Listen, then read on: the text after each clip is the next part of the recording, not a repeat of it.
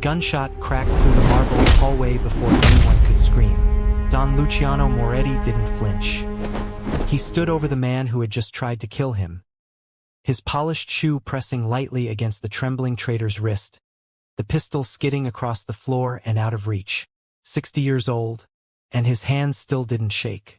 Not once. You should have tried much harder. You should have aimed better, Luciano said quietly, his voice low, almost gentle, the way a father might scold a child.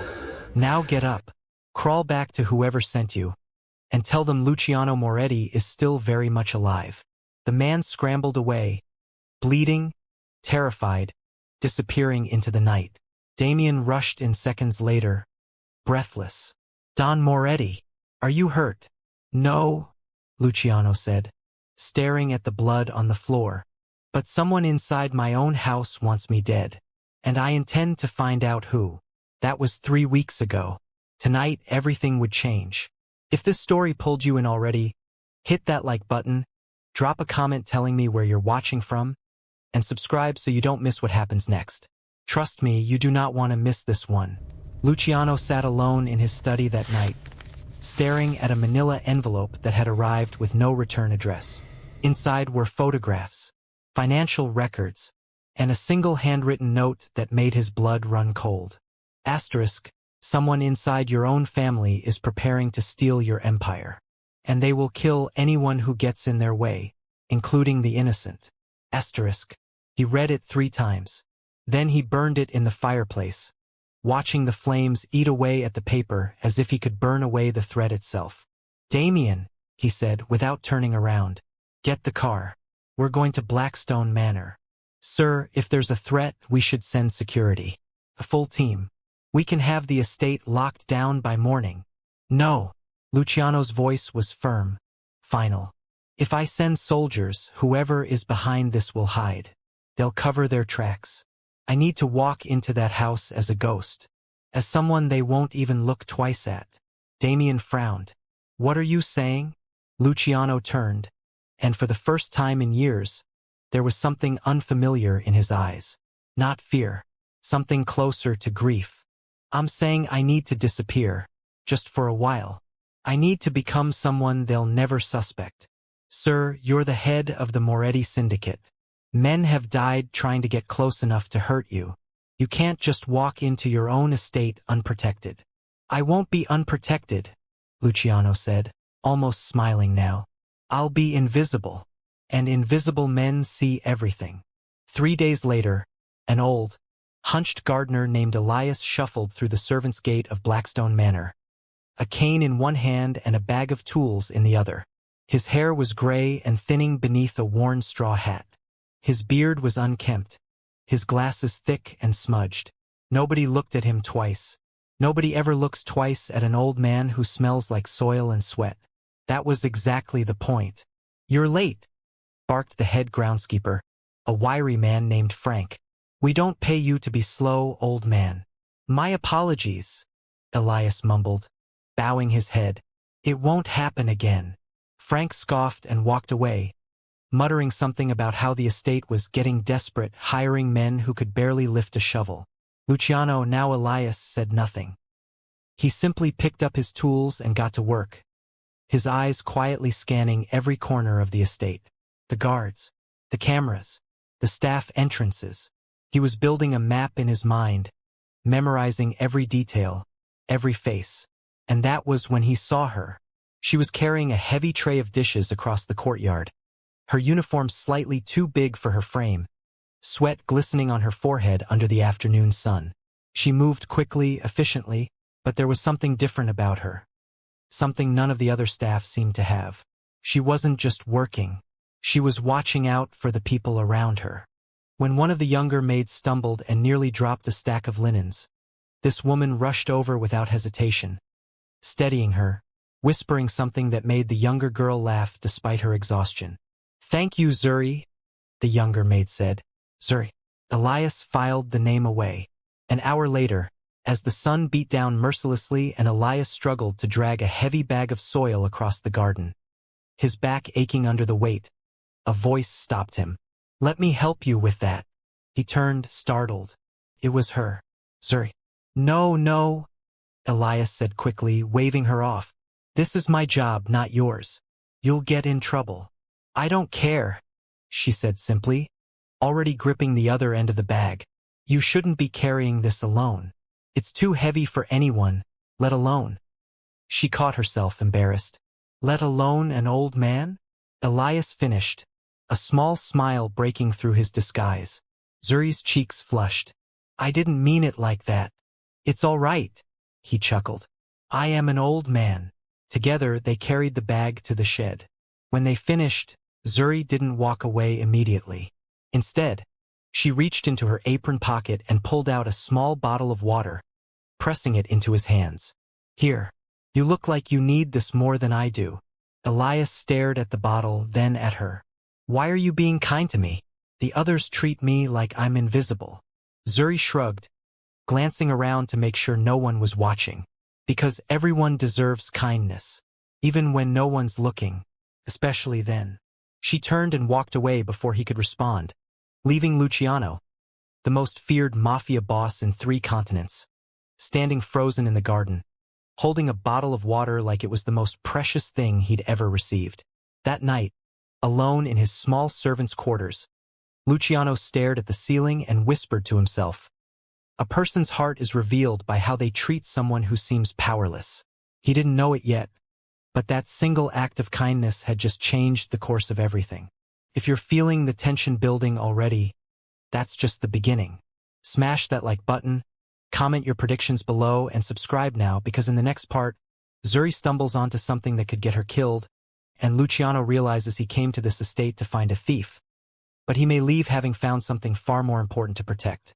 Days passed, and Elias became a fixture at Blackstone Manor, the quiet old gardener nobody paid attention to. But Luciano's eyes never stopped working. He watched everything. The way Madame Celestine moved through the halls like she owned them, barking orders, striking fear into every servant she passed. The way Victor Kane, the estate's chief financial officer, disappeared into the East Wing office for hours at a time, emerging with folders he clutched too tightly to his chest. And the way Zuri kept noticing things she shouldn't. Elias, come quick, she whispered one afternoon, pulling him behind a hedge near the East Wing. Her eyes were wide, her breathing fast. What is it? What's wrong? There were crates delivered this morning, marked as marble flooring for the East Wing renovation. I helped unload them because Frank said we were short-staffed. She glanced around nervously. Elias, they were empty. All of them. Completely empty. Luciano's jaw tightened, but he kept his voice calm. Maybe it was a shipping error. That's what I thought too. But then I heard Mr. Kane on the phone in his office. He said, the transfer went through clean. Nobody will notice until it's too late. She shook her head, confused. What does that mean? What could be too late? Luciano felt his chest tighten. She had no idea what she'd just stumbled into. No idea that she was now standing on the edge of something that could get her killed. Zuri, listen to me, he said, gripping her shoulders gently. Promise me you won't mention this to anyone else. Not Frank, not the other maids. No one. Why? Elias, you're scaring me. Because some secrets in this house are dangerous, he said quietly. And I don't want you to become a target for knowing them. She stared at him for a long moment, searching his face, and for a second, Luciano feared she could see straight through his disguise, straight into the truth of who he really was. But instead, she simply nodded. Okay, she whispered. I trust you. Those 3 words hit him harder than any bullet ever had. If the story has you sitting on the edge of your seat, don't scroll past without hitting that like button and dropping a comment. And if you haven't subscribed yet, now's the time, because what Zuri discovers next puts a target on her back that even Luciano might not be able to protect her from. That night, Luciano, still in disguise, slipped away from the servants' quarters and made a call from a burner phone hidden inside his gardening bag. Damien, I need everything you have on Victor Kane's financial dealings. Every transaction, every shell company, everything. Already on it, sir. But there's something else you need to know. Damien's voice was tense. I've been digging into the renovation contracts for the East Wing. Luciano, they're fake. There is no renovation. The money, nearly $40 million, has been funneled through a series of shell companies over the last 8 months. Luciano closed his eyes. Who's behind it? I can't confirm yet, but the transfers all trace back to accounts connected to Celestine Okoro. Celestine, Luciano repeated, his voice hardening. The woman who had run his estate for over a decade. The woman he had trusted with his family's home. There's more, Damien continued. Isabella Okoro, Adrian's fiancée. Her family name keeps appearing in the shell company documents. I think this goes deeper than just theft, sir. I think someone is trying to take control of the entire Moretti empire. Luciano's hand tightened around the phone. Through Adrian. Through the marriage. That's my read on it, yes. For a long moment, Luciano said nothing. Then, quietly, dangerously, he said, "Find me proof. Real proof. Something I can put in front of the world so no one can deny it." And Zuri, sir? She's seen things. If they realize she's connected to any of this. I know, Luciano said, cutting him off. Increase security around her. Quietly. I don't care what it costs. She does not get hurt because of what she accidentally witnessed. He ended the call and stood alone in the darkness of the garden, staring up at the mansion that had once felt like home and now felt like a battlefield. 2 nights later, everything escalated. Zuri had stayed late to finish polishing the silverware for an upcoming event when she noticed the study door slightly ajar, light spilling into the hallway.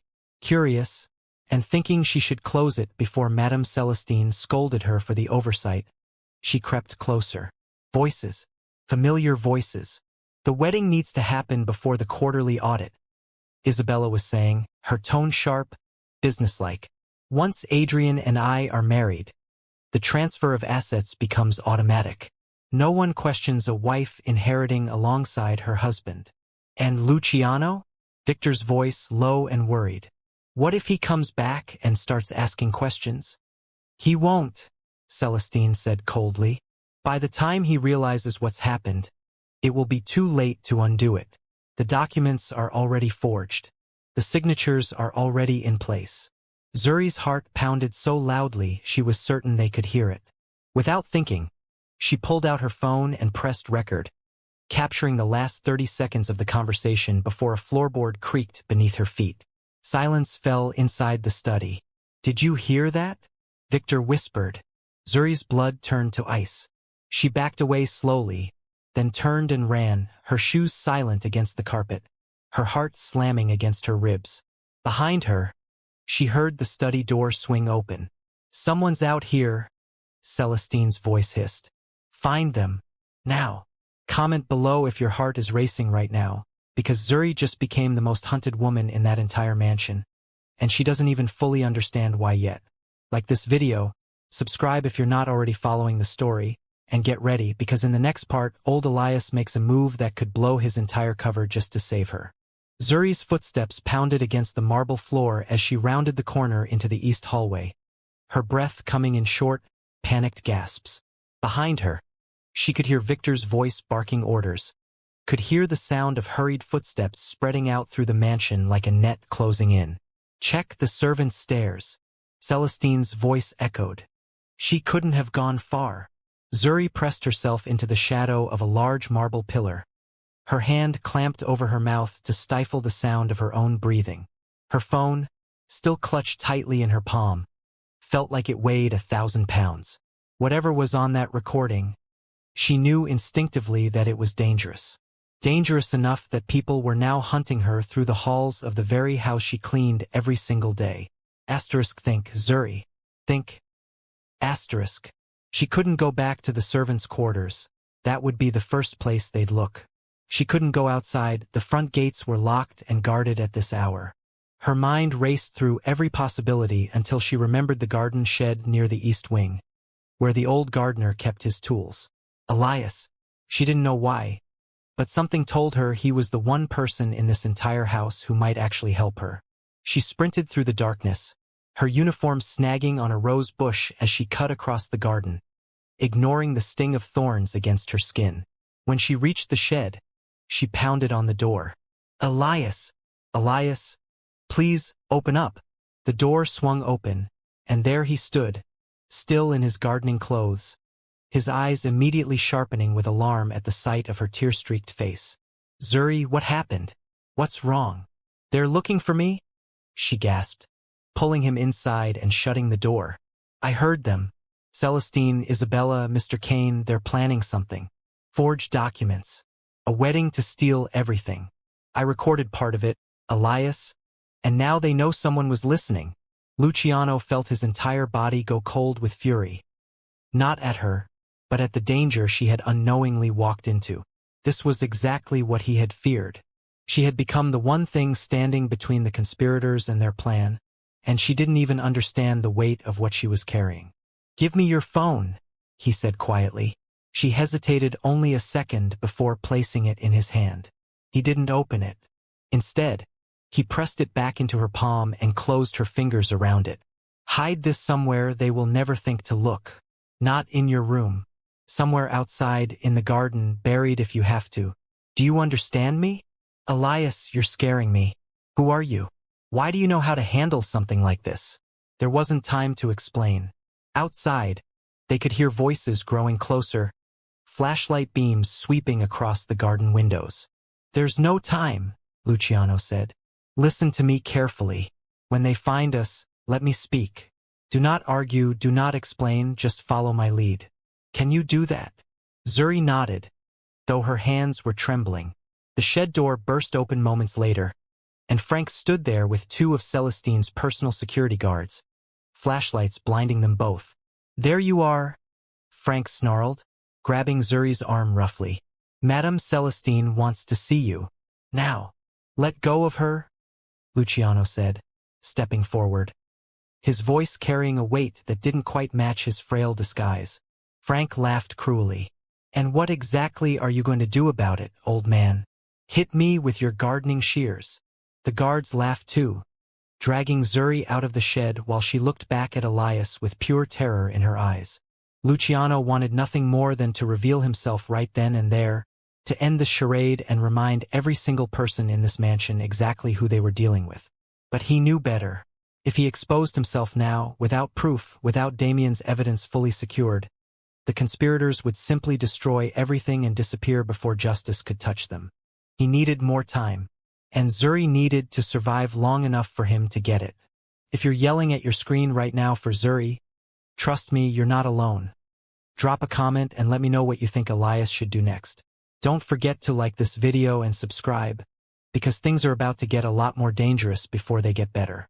They dragged Zuri into Celestine's private office, shoving her into a chair as Celestine circled her like a predator sizing up wounded prey. What did you hear? Celestine demanded. And nothing, Zuri stammered. I was just closing the door. I didn't hear anything. Don't lie to me. Celestine's palm cracked against the desk, making Zuri flinch. You've been asking too many questions, noticing too many things. Do you think I haven't noticed you snooping around this estate for weeks? I wasn't snooping, I swear. Search her, Celestine ordered. The guards grabbed Zuri's apron, checking her pockets, finding nothing but a handkerchief and a few coins. Her phone, safely hidden in the garden soil beneath a rose bush exactly where Elias had instructed her to bury it, was nowhere to be found. Celestine's eyes narrowed with suspicion, but without proof, she couldn't do anything more than threaten. Get out of my sight, she hissed. But know this, I am watching you. One wrong move, and you will regret ever setting foot in this house.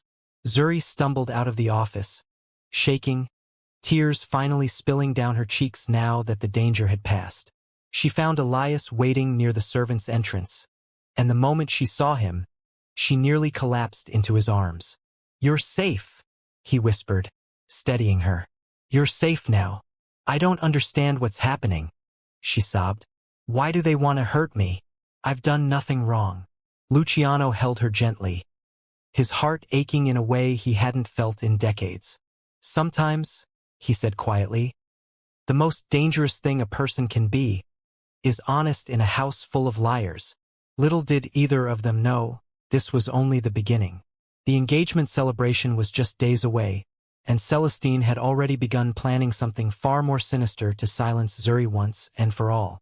If your heart is racing, hit that like button right now and comment Team Zuri if you're rooting for her to make it through this. Subscribe if you haven't already, because in the final part, the truth about old Elias is finally revealed in front of everyone, and nothing will ever be the same again. The night of the engagement celebration arrived wrapped in gold light and false smiles. Blackstone Manor had never looked more magnificent. Chandeliers glittering, champagne flowing, mafia leaders and billionaires and politicians filling the grand ballroom in silk and diamonds. To every guest in that room, it looked like a fairy tale. Zuri knew better. She moved through the crowd carrying trays of champagne, her hands steady even though her heart hammered with dread. Celestine hadn't looked at her once all evening, and that silence terrified her more than any threat.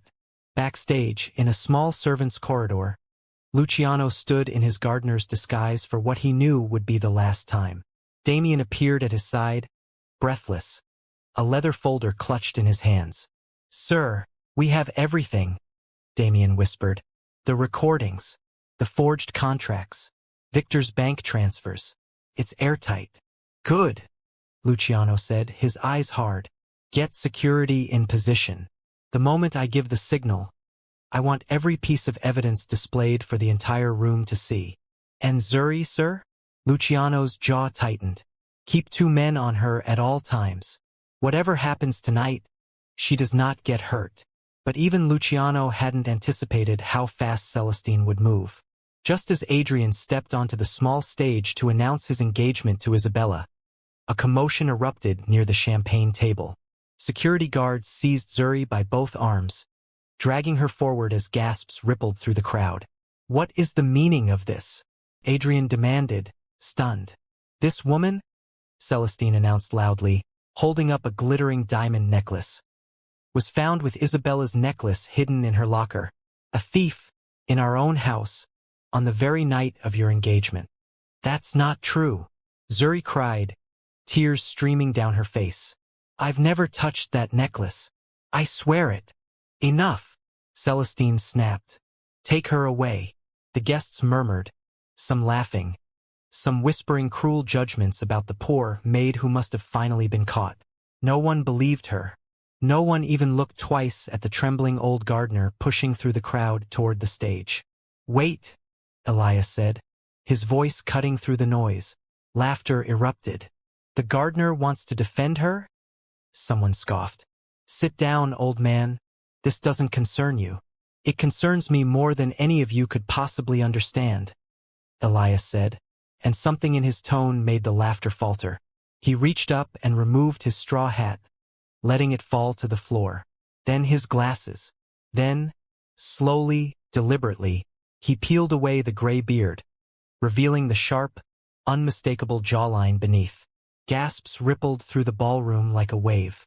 He pulled the wig from his head, and there he stood, Don Luciano Moretti, the most feared and respected mafia boss across 3 continents, standing in the middle of his own estate in gardening rags. Silence fell so completely that the clink of a dropped champagne glass echoed like thunder. "Don Moretti?" Adrian whispered, stumbling backward. "You've been here this whole time?" "I have," Luciano said, his voice booming with authority now, all traces of the frail old gardener gone. "Watching, waiting, learning exactly who among you has been loyal to this family, and who has been plotting to destroy it." Celestine's face drained of color. "Luciano, save it," he said coldly. "Damien." Damien stepped forward with a tablet, connecting it to the massive screens that had been set up for the celebration's slideshow. Instead of engagement photos, the room was flooded with evidence. Victor's fraudulent bank transfers, the forged ownership documents, and finally, the audio recording Zuri had captured, Celestine and Isabella's voices echoing through the ballroom for every guest to hear. "Once Adrian and I are married, the transfer of assets becomes automatic. Asterisk, he won't. By the time he realizes what's happened, it will be too late. Asterisk." The crowd erupted in shocked whispers. Isabella's face went white. Victor tried to slip toward the exit, but was intercepted immediately by Luciano's security. You framed an innocent woman to protect yourselves? Luciano said, his voice thundering across the ballroom. You stole from my family. You planned to steal my nephew's future. And you nearly had an innocent maid arrested to cover your crimes. Luciano, please, Celestine began. Take them, Luciano said simply. Security moved in, and within minutes, Celestine, Victor, and Isabella were escorted out of the ballroom in handcuffs. The once proud conspirators reduced to silence under the weight of their own exposed lies. Adrian stood frozen, staring at Isabella being led away, his entire future collapsing around him. I almost married her, he whispered. I almost gave her everything. But you didn't, Luciano said, placing a firm hand on his nephew's shoulder. Because the truth came out in time. He turned toward Zuri, who stood trembling near the stage, security guards releasing her arms now that the truth had been revealed. I didn't protect this young woman because she happened to overhear something valuable, Luciano announced to the room, his voice softening. I protected her because when she believed I was nothing more than a poor old gardener, she still offered me water when I was thirsty. She still helped me carry loads too heavy for my back. She showed kindness when she had absolutely nothing to gain. He walked toward Zuri and gently took her hand. She never knew she carried the truth that would save this family. But long before that, she was the only person in this house who treated an old man like a human being. The room erupted in applause. Zuri broke down in tears, overwhelmed, as the very staff who had once ignored her now looked at her with respect and admiration. If this moment gave you chills, comment below and let me know. And if you haven't already, this is the perfect time to like this video and subscribe, because the story isn't quite finished yet. In the weeks that followed, Luciano restored every worker who had been unfairly treated under Celestine's cruelty. He promoted Zuri to oversee employee welfare across the entire estate, ensuring no one would ever be silenced or mistreated again. Adrian, humbled by everything that had happened, found himself drawn to Zuri, not out of guilt, but out of genuine respect for her strength and integrity. What began as quiet conversations during the estate's rebuilding slowly blossomed into something neither of them expected. A real, honest connection built on trust rather than status or wealth. Months later, as the gardens of Blackstone Manor bloomed once again, Luciano stood exactly where he had once knelt in disguise, watching his family and his staff laugh together freely for the first time in years. He smiled quietly and said, "Money can build an empire, fear can protect it, but only kindness can save it." And that's the end of this story. If you enjoyed this journey, make sure to like this video, drop a comment with your favorite moment, and subscribe for more captivating stories just like this one. See you in the next video.